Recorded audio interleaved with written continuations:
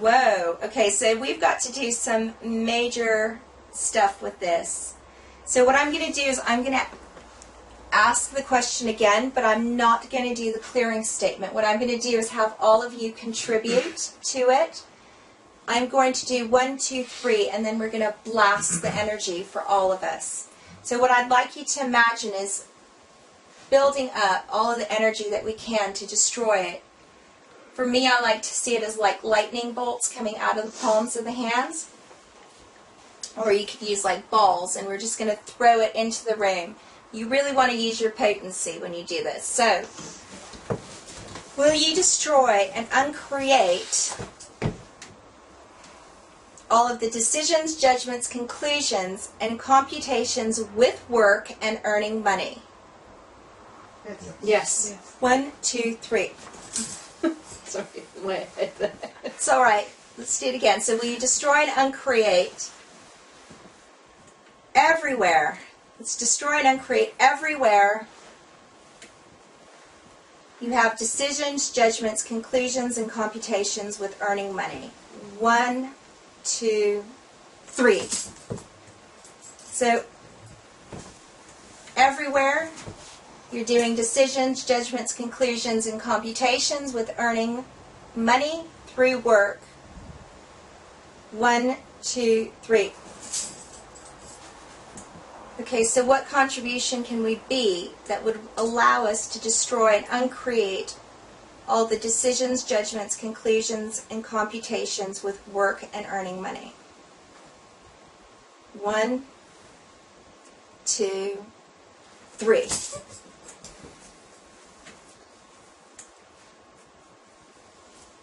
Awesome.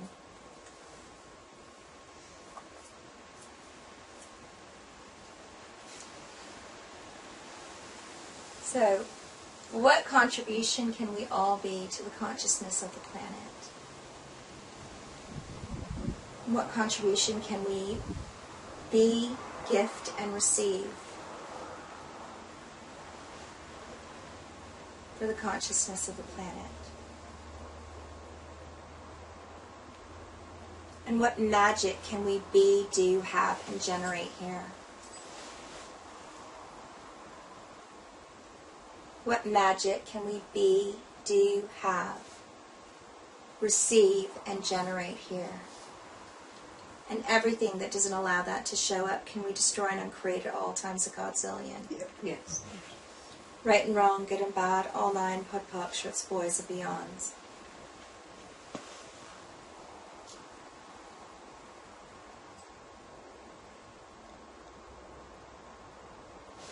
So with access, they teach to get out of the decisions, judgments, conclusions, and computations. Because when you do decisions, judgments, conclusions, and computations, what you're doing is making yourself finite. You're not in allowance. You're putting barriers up.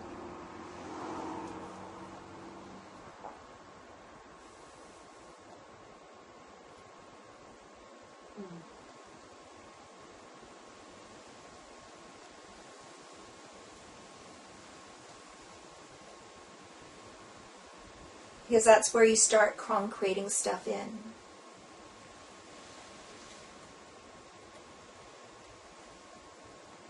So if you go into question, like one of the things that I used to do is I would look at my bank statements and I would go into question. I would just say, okay, well, how does it get any better than this? What else is possible? And I just keep asking that question. And that way there wasn't like that charge, because I get that there's a charge of energy. There's a type of energy, isn't there? If you're looking at a bank statement and it's saying that you really don't have much in your bank account and you know that you're having bills coming in, then there's a bit of an energy charge to it, isn't there? So I would do, what else is possible? How does it get any better than this? What else can I choose? You know, what space can I be that would allow this to change? So that I'd be in question instead of concreting into that energy.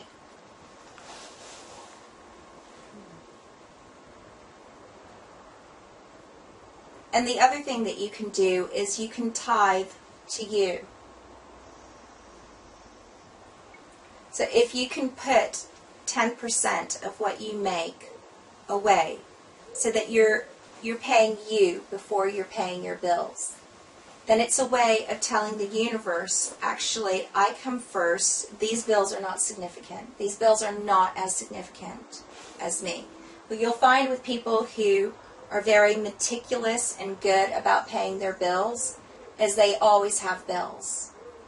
And they can get into a sort of space of feeling quite good and proud of getting their bills sorted. I've had some people that I've worked with that had that energy, where they were just, there was a kind of, I'm a good person, I'm a good girl because I've done this. I've paid this bill. Do you know what I mean? And that's giving a message out to the universe. It's like, I really like my bills. I honor my bills. I'm finding my worth in my bills. So, everywhere you've done that, would you like to destroy and uncreate it all? Yeah, absolutely. Right and wrong, good and bad, all nine, POD, POC, shorts, boys, and beyonds. So instead, if you're putting your 10% aside, you can either put it in a separate bank account or just keep it in cash. I would suggest that you keep it in cash and literally, and I've done this, put it on your bed and roll around naked with it. It's all right, but then the notes go out of circulation, then you've got a problem trying to get rid of them quickly. I like the way you said notes, though, and not small change. Well, it was notes. I can tell you it's really nice to be on a bed, because I've got a lovely memory foam bed with Egyptian cotton, to roll around with a few thousand pounds in notes on the bed naked. It's fun. I'm going to do that. It's a great way to change fixed points of view on money.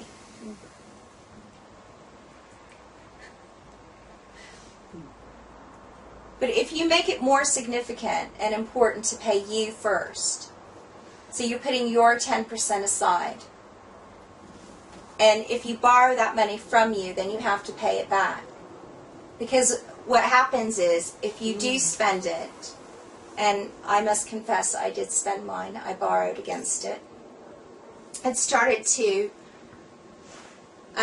cut off the energy flow of the money coming in, because the money was always coming in. When I was doing that, I was having cash everywhere. Everywhere I looked, there was cash coming in. There's just loads of cash coming in. And then there was a really expensive course that I wanted to go on, and so I borrowed against it. And now I'm building it back up again. And because I've gotten to a certain point with it, the cash is flowing in again, and the money's flowing in. Because there's an energy with it. And I'm tithing to me. It's like, actually, no other bill is as important as me. And that's the message I give to the universe. And yes, I'm diva-ish. No other bill is more important than me. I guess that makes me a diva, right? It's okay. It means I get cash flowing in. Mm-hmm. But can you perceive the energy of that? If you're like, with your bills, if you're like, okay, I've done that, and you feel good about it, that you've paid your bill, you're actually sending that message out to the universe. And if you can spread out how you pay your bills as well, if you're writing checks, so you're not doing it all in one go, that helps with the energy of it as well. So you're having more of a flow of, receiving and outgoing, as opposed to having, huge outgoing at one, in one fell swoop.